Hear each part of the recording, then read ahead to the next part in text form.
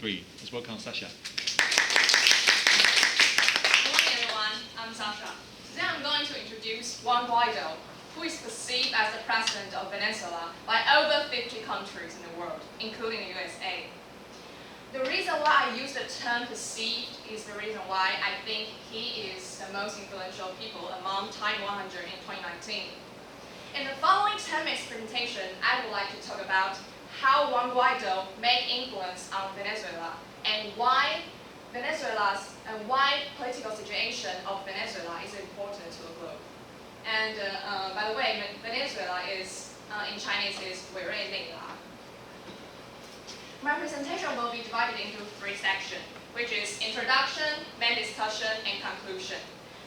Furthermore, main discussion will be presented in the form of 5 Q&A. Let's move on to our main character today, Juan Guaido. Age 36, is a politician of Popular Will Party. First question coming to your mind must be why he is a perceived president. Isn't he the actual president? Or who is the actual president?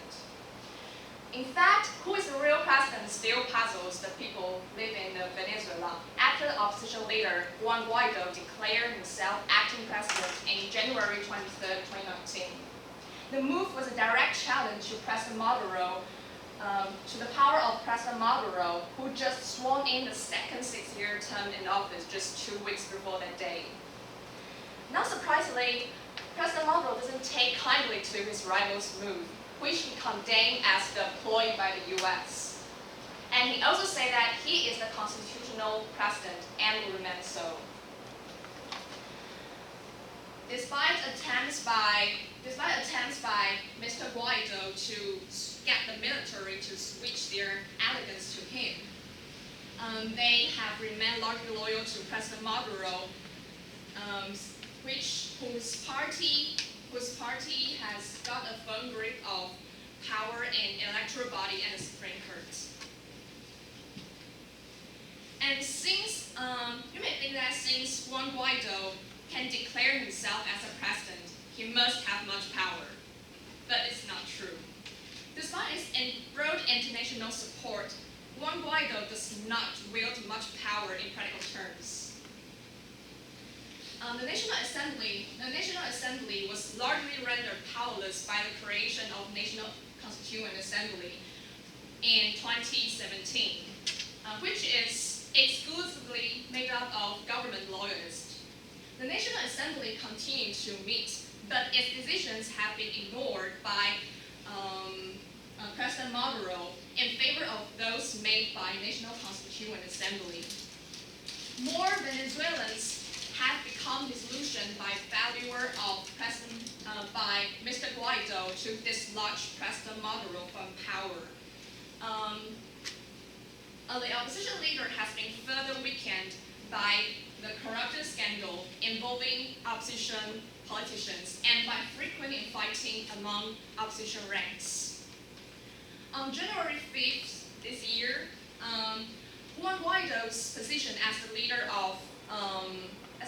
of National Assembly was challenged by the government lawmakers who formed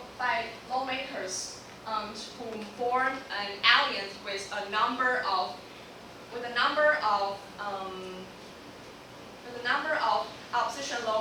dissident opposition lawmakers, to elect Luis Perro as the speaker for 2020. The elect was held without a quorum, and while Mr. Guaido and the lawmakers loyal to him were prevented from entering the National Assembly building.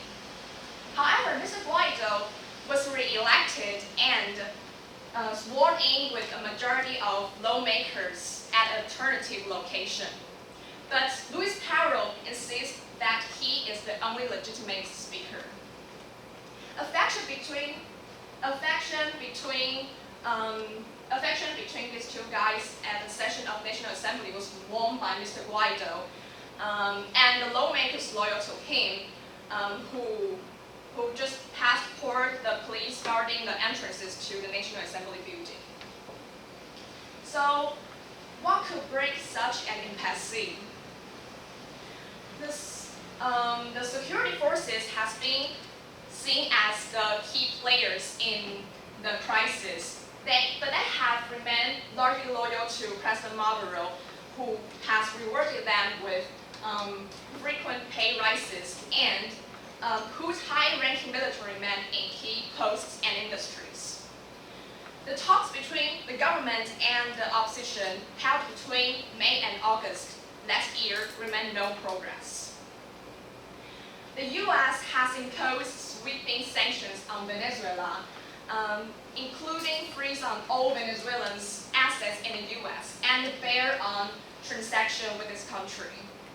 However, these sanctions have failed to drive President Maduro from his power, and some analysts argue that they offer President Maduro a convenient scapegoat to blame for their state of Venezuela's economy. Okay, we have talked much about political situation in Venezuela. And where is Venezuela? It is located in South America. And not surprised, its oil crude reserves in 2018 is the most among OPEC, even higher than Saudi Arabia. So how such economic potential country get this bad? The problem go back a long time. However, it is President Maduro and his predecessor, Hugo Chavez, the target of the much of current anger. When Mr. Chavez became president in 1999, he promised, among other things, to drive down Venezuela's huge level of inequality. Well, he managed to reduce the inequality in Venezuela. Some of the socialist policy he brought in backfired. Take price control, for example, which was aimed at making basic goods more affordable to the poor by capping the price of crude oil lower or toiletries. And however, in the meantime, this means the control means that many Venezuelans business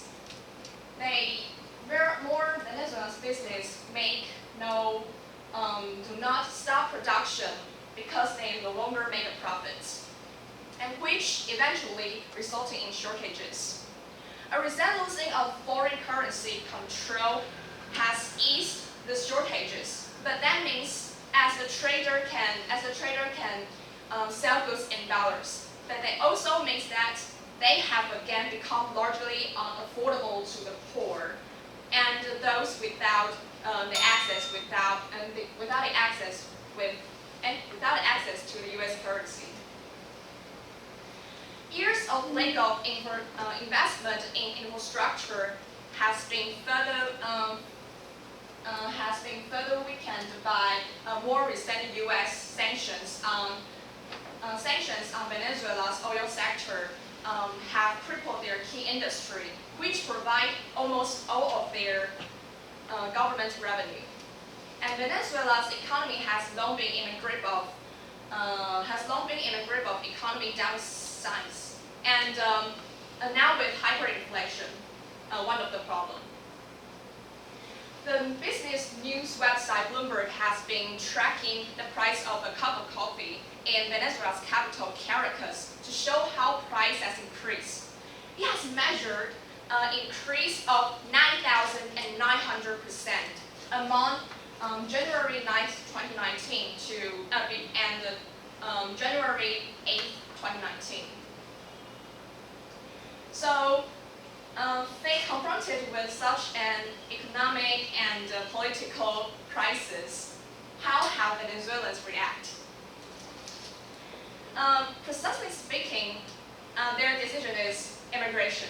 They move from Venezuela to other neighboring countries, including Peru or Ecuador, Colombia, or go south to Argentina.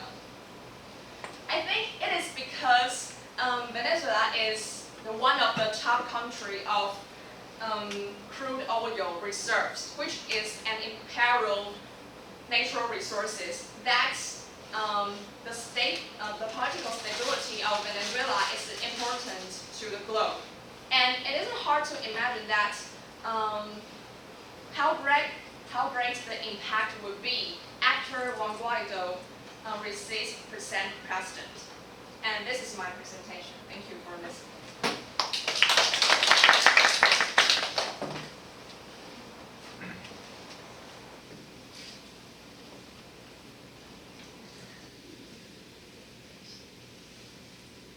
Can we start with anyone?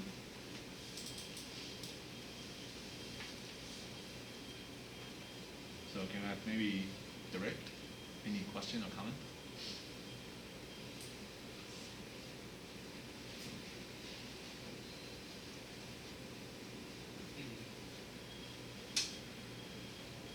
So which president do you support or prefer?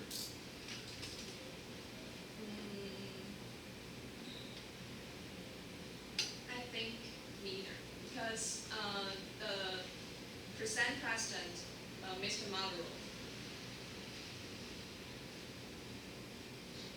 this one, is not good because he just messed up all economic things in Venezuela. But I also do not support Juan Guaido, just the main character today, because I think he is more like a puppet by the U.S., controlled by the U.S. Because he listened to what President Trump said. Yes, because U.S. has much power.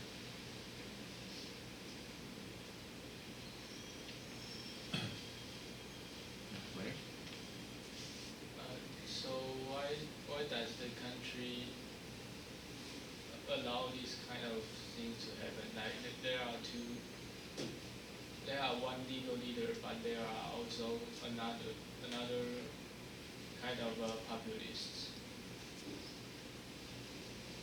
You mean why they can? Like how powerful is the Juan Guaido now? Like because you say that he's just a kind of a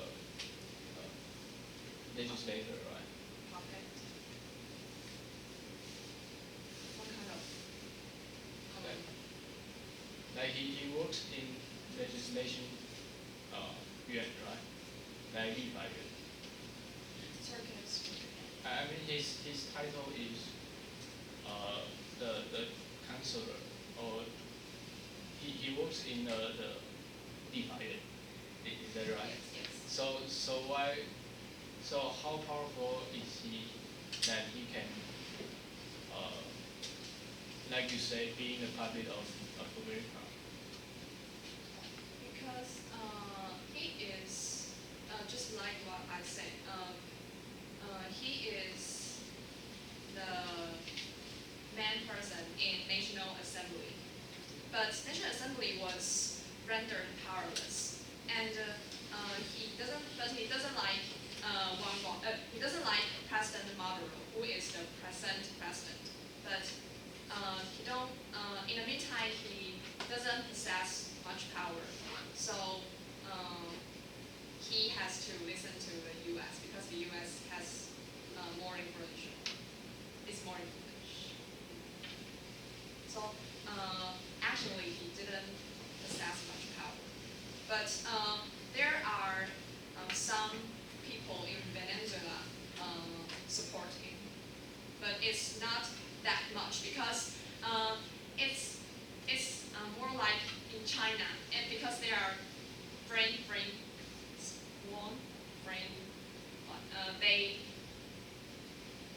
some people are loyal to the President Maduro because they think he is the best. He can because they think Juan Guaido is the puppet of the U.S. and Venezuela hate U.S.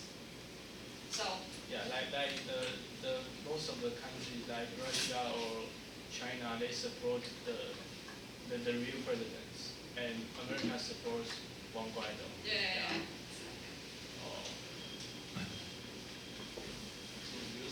think he is on Taiwan 100 is just a way for America to achieve their political goal. I don't think so because as mentioned, it's crude oil.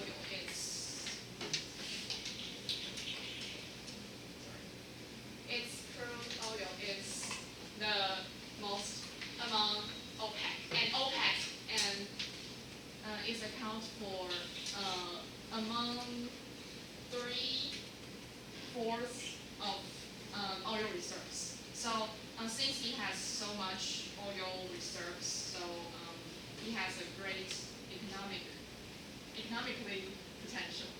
So I think it is not that kind of way.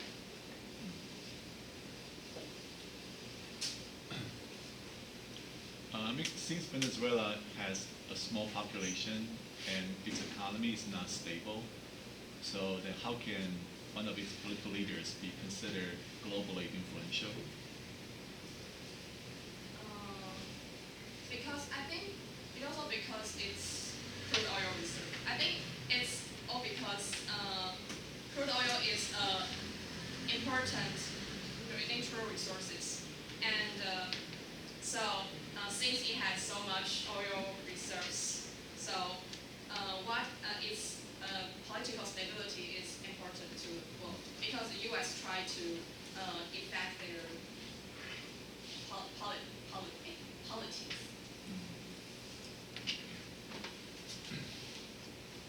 So thank you very much.